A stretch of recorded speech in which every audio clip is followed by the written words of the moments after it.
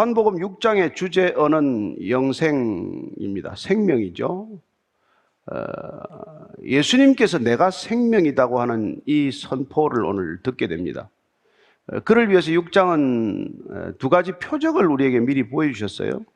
첫째는 오병이어의 표적입니다. 많은 사람들이 그 표적에 참여했고 또 그 표적을 경험했습니다.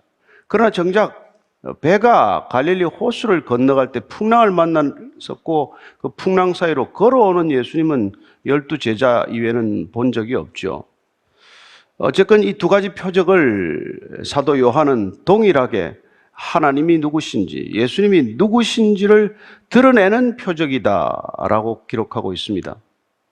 그렇습니다. 전체적으로 사도 요한은 요한복음 전체를 통해서 예수님이 누구신지를 우리가 아는 것이야말로, 그리고 예수 그리스도를 알고 믿는 것이야말로 우리 신앙의 전부라는 사실을 강조하고자 하는 것입니다. 따라서 오늘 예수님을 따르는 무리들과 예수님께서 대화하는 그 장면으로 들어가기 전에 예수님께서 본인 스스로 자기 정체성을 선언하는 그 선포를 듣게 됩니다. 먼저 22절, 23절이에요. 시작. 이튿날 바다 건너편에 서 있던 무리가 배 한 척 외에 다른 배가 거기 없는 것과 또 어제 예수께서 제자들과 함께 그 배에 오르지 아니하시고 제자들만 가는 것을 보았더니 그러나 디베리아에서 배들이 주께서 축사하신 후 여럿이 떡 먹던 그곳에 가까이 왔더라. 오병이어의 기적 표적이 있었던 다음 날 분명히 배는 어제 한 척밖에 없었고 그 배가 떠날 때 예수님은 타지 않았었는데 예수님도 사라지고 없어요. 그리고 예수님은 건너편, 갈릴리 호수 건너편에 나타나신 것입니다. 오병이어의 표적은 벳세다에서 일어난 표적이에요. 근데 예수님은 지금 그 표적에 흥분하는 제자들, 무리를 흩으시고 제자들을 건너편으로 떠나보내시고 산에 기도하러 홀로 떠나셨다가 풍랑에 시달리는 제자를 보고 새벽 3시경에 다시 무리를 걸어서 올라오셨고 배 타시자 물결이 잠잠해지고 그 배는 곧 목적지로 닿았다고 기록이 되어 있습니다. 가버나움에서 어떤 일이 일어나는지를 읽게 됩니다. 24절부터 26절까지예요. 시작. 무리가 거기에 예수도 안 계시고 제자들도 없음을 보고 곧 배들을 타고 예수를 찾으러 가버나움으로 가서 바다 건너편에서 만나라. 앞이여 언제 여기 오셨나이까 하니 예수께서 대답하여 이르시되 내가 진실로 진실로 너에게 이르노니 너희가 나를 찾는 것은 표적을 본 까닭이 아니요 떡을 먹고 배부른 까닭이로다. 건너편에서 나타났는데 인사들을 합니다. 라삐여 언제 어떻게 여기를 오셨습니까? 예수님께서는 이 질문에 대답하지 않으십니다. 그런 단도직입적으로 너희들은 표적을 보고 지금 나를 따라오는 것이 아니라 먹고 배부른 까닭에 나를 쫓아오는구나. 우리가 그 앞서 3장에 보면은 한밤중에 니고데모가 찾아오지 않았습니까? 니고데모가 인사말을 건네는데 인사말에 대꾸하지 않으십니다. 누구든지 지금 예수님 하시는 일 보면은 예수님에 대해서 정말 궁금증을 가질만 하다는 인사말을 던졌지만 예수님은 거기 반응하지 않고 결론부터 얘기해요. 거듭나야 하나님 나라를 볼 수 있다. 뭐 서론도 이런 필요 없습니다. 바로 본론부터 얘기를 하셨죠. 지금 사람들이 따라와서 예수님께 지금 어떻게 여기 오셨습니까? 하는 인사말에 내가 뭐 어제 무리를 좀 걸었지. 그렇게 얘기하지 않는단 말이에요. 너희들이 도대체 나를 따르는 것은 오병이어의 표적이 뜻하는 바 하나님 나라에 관한 관심이 아니라 너희들 배부르게 채워졌다는 사실 때문에 지금 나를 따라온 것 아니냐고 얘기하는 것이죠. 그렇습니다. 예수님을 따르는 그 수많은 무리들 가운데 대부분의 사람들은 내 필요가 채워지는 것 때문에 내가 원하는 것이 충족되기 때문에 예수님을 따라오는 것이죠. 그렇게 따라오는 것은 하나님의 나라와는 상관이 없다라는 뜻으로 말씀하시는 것입니다. 우리는 예수님을 정작 따라가는 것이 아니라 우리의 배를 따라가는 거나 마찬가지라고 말합니다. 그리고 그 영광은 십자가의 영광이 아니라 오히려 부끄러울 것이고 항상 머릿속은 땅의 일로 가득하다는 것이죠. 따라서 우리가 무엇 때문에 예수님을 따라가느냐? 나는 무엇 때문에 그리스도인이라고 칭함을 받으려고 하느냐? 나는 왜 주일 예배를 드리는가? 이런 것에 대한 기본적인 출발점을 다시 한번 점검해 보라는 것이죠. 27절입니다. 시작. 썩을 양식을 위하여 일하지 말고 영생하도록 있는 양식을 위하여 하라. 이 양식은 인자가 너에게 주리니 인자는 아버지 하나님께서 인치신 자니라. 그렇게 먹고 배부른 것 때문에 신앙생활을 하겠다고 한다면은 그건 영생하고는 상관이 없다는 거예요.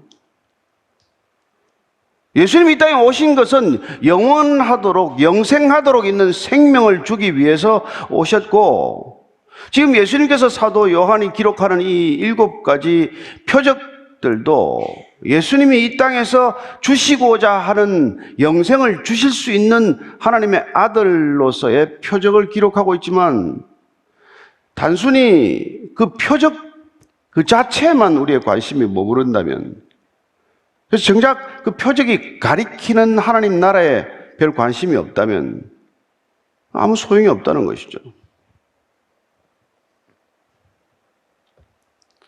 그래서 지금 예수님께서는 썩을 양식, 우리가 지금 먹는 건 다 썩어 없어질 양식이에요. 우리가 날마다 열심히 일해서 버는 돈은 다 없어질 것들입니다. 그런 것들을 위해서 일하지 말고 여기 보니까 영생하도록 있는 양식을 위하여 일하라. 영생하는 양식, 영원한 생명을 위한 그걸 위해서 일하라는 거예요. 근데 우리가 들으면 일하라에 또 포커스가 가게 돼요.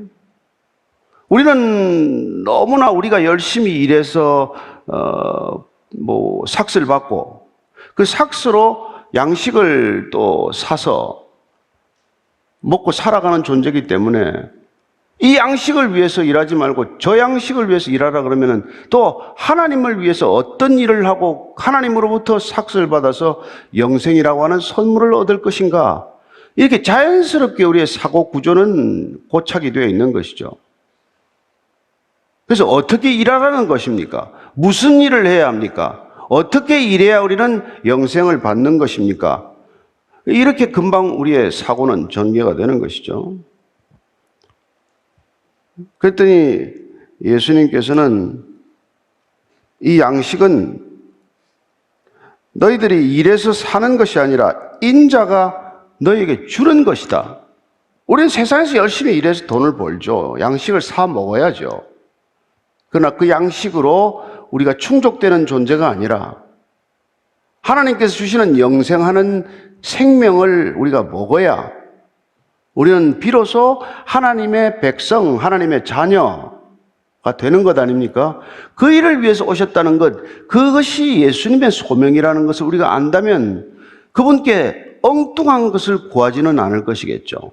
그분이 주시고자 하는 것을 안다면, 그분이 주시고자 하는 간절히 소망하시는 것을 안다면 우리는 그분이 주시고자 하는 것을 간구해야 마땅한 것이고 기도해야 마땅한 것이고 그분과 동행해야 마땅한 것 아니겠습니까?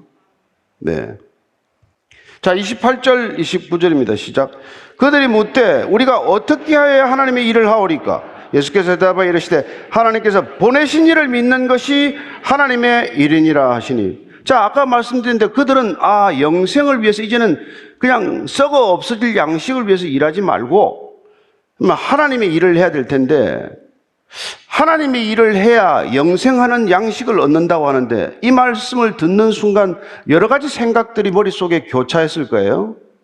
첫째는 율법을 즐겨 이렇게 연구하거나 율법을 준행한다고 스스로 생각하는 사람들은 어떤 율법으로 하나님의 일을 해야 한다는 뜻인가? 나는 어떤 계명을 놓치고 있거나 그 계명을 반드시 해야 한다는 그런 뜻인가? 또 아니면은 대제사장이나 늘 성전에서 사는 사람들은 나는 하나님의 일을 충분히 하고 있는데 이미 내가 하나님의 일을 충분히 해왔고 또 지금도 충분히 하고 있으니 나는 더 달리 하나님의 일을 할 게 없을 텐데 이런 여러 가지 생각들이 머릿속에 지나가지 않았겠어요? 그리고 또 어떤 사람들은 내가 이제부터 하나님의 일을 새로 시작해서 이제는 영생하는 양식을 내가 얻어야 되겠구나. 또 이런 생각을 하는 사람도 물론 있겠지만, 그러나 오늘 그 모든 생각들을 갈아엎는, 뒤집어 엎는 하나님의 일에 대한 새롭고도 명쾌한, 흔들리지 않는 분명한 정의를 내려주시는데, 그 정의는 무엇입니까? 하나님의 일이란 믿는 거라고 말씀하십니다. 믿음이 하나님의 일이다. 믿음은 객관적으로 태도를 말하는 거예요. 하나님을 믿는 것이 하나님의 일이다. 여러분, 이거야말로 우리의 믿음이 행위 중심적으로 옮겨져 있는 대부분의 신앙생활과는 전혀 동떨어진 얘기죠. 아니면 어쩌면 상반된 얘기 아닙니까?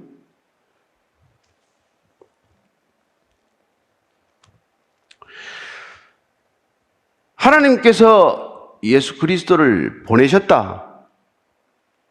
따라서 하나님은 예수님을 보내신 분이고, 하나님은 예수님을 보내신 분이에요. 예수님은 하나님께서 보내신 분이에요. 이걸 믿으라는 거예요. 그래서 예수가 그리스도다. 하나님께서 우리에게 영생하도록 있는 생명을 주시도록 예수님을 보내셨고, 예수님은 영생하도록 있는 생명을 우리에게 주시기 위해서 하나님으로부터 보내심을 받아서 그분이 보내셨다는 것을 우리가 믿도록 하는 것, 그게 그분의 일이라는 거예요.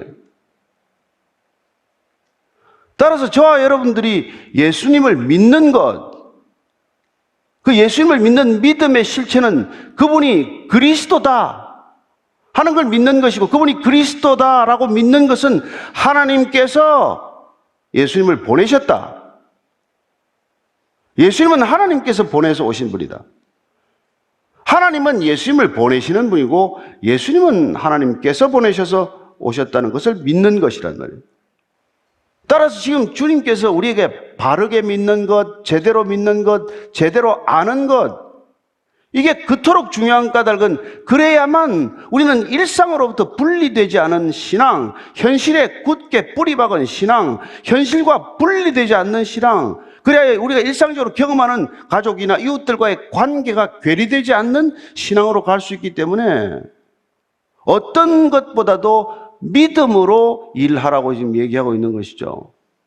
그래서 오늘 예수님께서는 잘못된 열심으로 하나님의 일을 하는 것이 아니라, 잘못된 열심으로 일하는 것이 아니라 우선 하나님을 믿으라. 예수님을 믿으라. 성령님을 믿으라. 삼위일체 하나님을 제대로 믿으라. 이게 우리 신앙의 본질이고 핵심이고 전부라는 것입니다. 그럴 때 우리는 우리 삶 전체가 믿음의 삶이 되는 것이고, 믿음의 삶으로 사는 사람은 무엇을 하든지 하나님의 뜻에 합당한 삶으로 살아갈 수 있는, 적어도 기초 정비 작업이 되어 있는 사람이란 말이죠. 아니면 뭘 하더라도 하나님을 빙자해서 자기의 욕심을 채우는 자가 되고 마는 것이죠.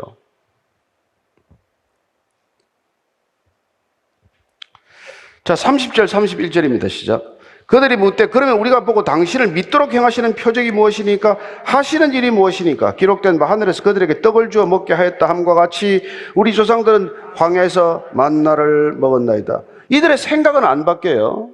이들은 여전히, 그러면 우리가 하나님 일 좀 해보겠는데 당신이 하나님의 아들이라는 것, 보내신 자라는 표적을 더 보여줘라. 지금까지 본 표적은 무엇이고 또 더 다른 표적을 보여달라는 것 무엇입니까? 더 보여달라는 것이죠. 도마와 같은 사람이죠. 창자국과 못자국을 보여줘야 믿겠다. 예수님께서 또 보여주세요. 보여주고 나서 보지 않고 믿는 자는 복되도다라고 말씀하신 것은 무엇 때문입니까? 보고는 믿는 게 아니라, 보고는 설명되는 것이고 증거되는 것이고, 보고는 확증되는 것이죠. 믿음은 설명이 아니지 않습니까? 믿음은 보지 않고 믿는 게 믿음의 본질이죠. 믿을 만한 대상이기에 우리가 믿음, 나아가는 것 아닙니까?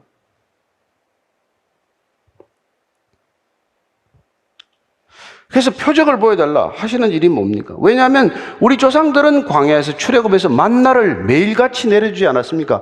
당신은 지금 오병이어 가지고 한 번 이렇게 기적을 베풀었지만 정말 당신이 하늘에서 온 참 생명이라고 한다면은 모세처럼 매일 만나를 내려주셔야죠. 그래야 우리가 따르든지 믿든지 할 것 아닙니까?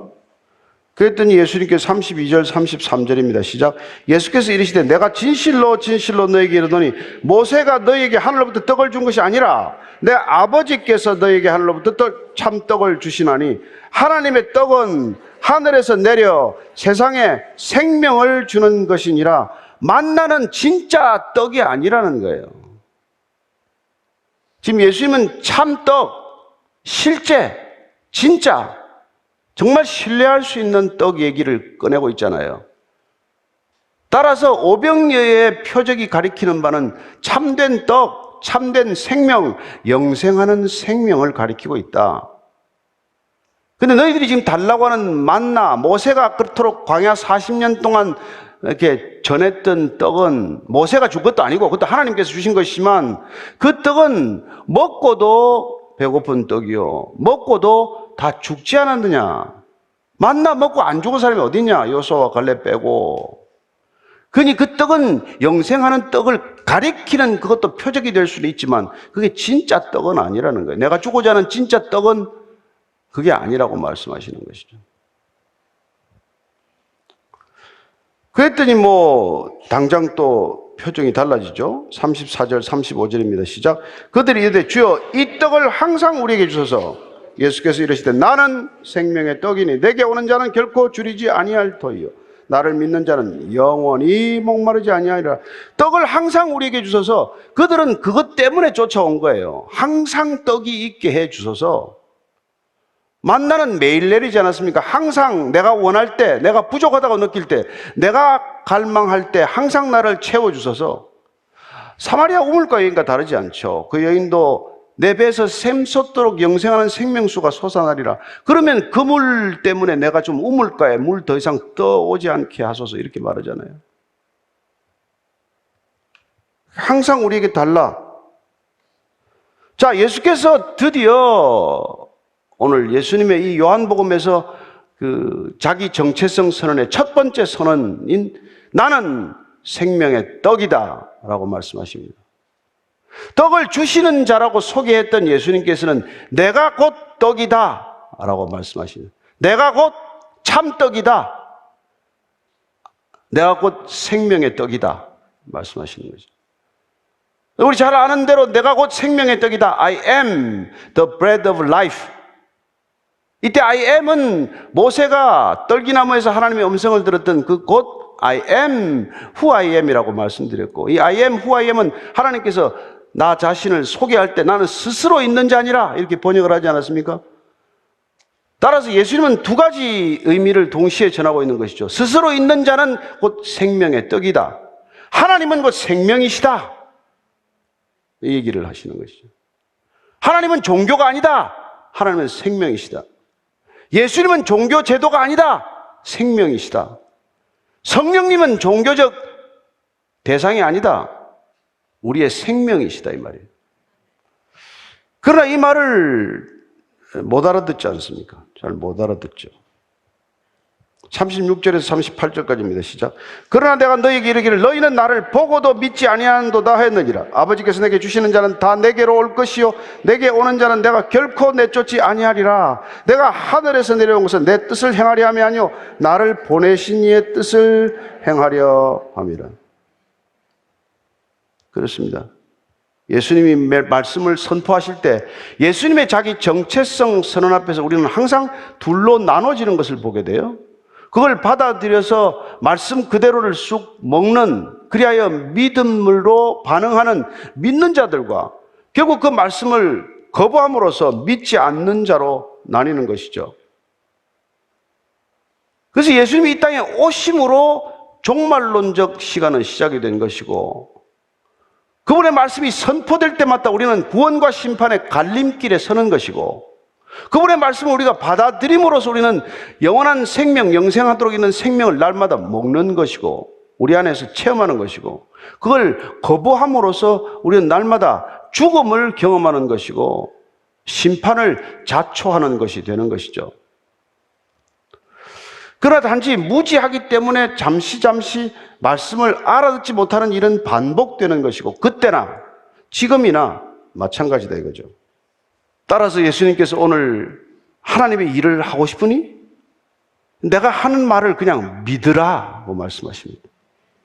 저는 저와 여러분들이 예수님의 말씀을 액면 그대로 다 믿게 되기를 바랍니다. 믿음으로 먹게 되기를 바랍니다. 먹음으로 우리 안에 능력이 되기를 바랍니다. 그 먹음으로 생긴 능력으로 살아내기를 바랍니다. 그 능력으로 사랑하기를 바라고 섬기기를 바라고, 그리고 복음을 전하는 놀라운 전도자의 걸음 되기를 축원합니다. 그게 우리 신앙의 전부예요. 뭐 복잡합니까?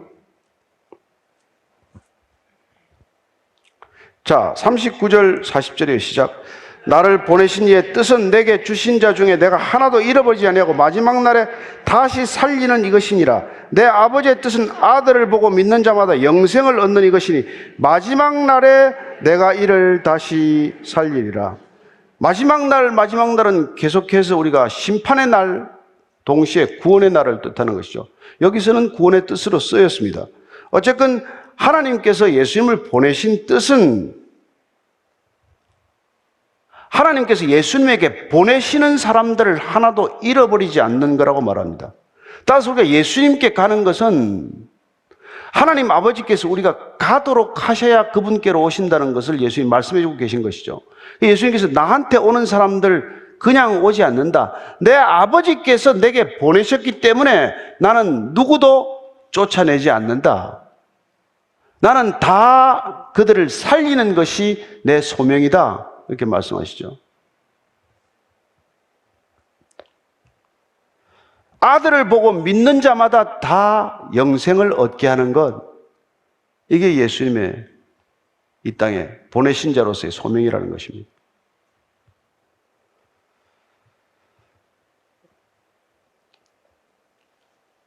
따라서 저와 여러분들은 오늘 다시 한번 하나님의 일에 대해서 깊이 생각해 보시게 되기를 바랍니다. 무슨 일을 요즘 열심히 하고자 하십니까? 어떤 일이 하나님의 일이라고 생각하십니까? 교회 안에서 더 많은 시간을 보내기 위해 보내는 것이 하나님의 일이라고 생각을 하십니까? 그렇지 않습니다. 저는 저와 여러분들이 어디에서 무슨 일을 하건 하나님을 믿는 삶을 살아내는 것이 곧 하나님의 일이라는 것을 오늘 분명히 기억하고 이 자리를 떠나게 되시기를 바랍니다.